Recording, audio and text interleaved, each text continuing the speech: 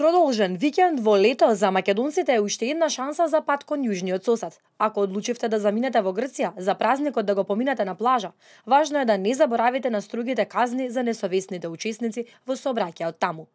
Внимавајте на сообраќајните правила и прописи кои ги има оваа земја. Доколку патувате со автомобил, без разлика дали сте со приколка или не, вашата прилагодена брзина на движење на автопат треба да е до дозволени 130 км на час. На регионалните патишта е од 90 до 110 км на час. А кога ќе влезете во некое населено место, намалете ја брзината на максимални 50 км на час. Ако одите со мотоцикл, ограничувањата се поинакви. Па така на автопат возате до 90 км на час, 70 км на час на останатите патишта. А штом влезете во населено место, намалете ја брзината на 40. Кога возите во Грција, не смеете да користите мобилен телефон. Казната за ова достигнува и до 100 евра. Дозволена е употребата на слушалки.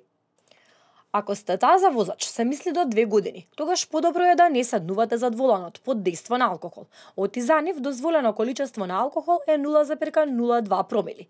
Истото ограничување важи и за мотоциклистите. Останатите возачи ќе поминат ако тестот покаже 0,05 промили.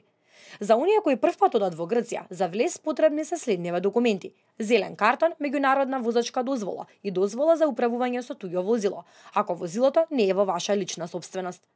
Пред да тргнете, проверете ја добро опремата која што треба да ја поседувате во вашето превозно средство. Ремени задолжително за сите седишта.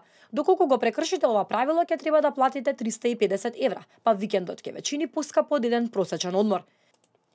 Задолжително е седиште за деца до 3 години. Деца над 3 години, а пониски од 1,35 м, треба да седат на задно седиште во детско седиште, а деца постари од 12 години и повисоки од 1,35 м можат да користат ремени за возрастни.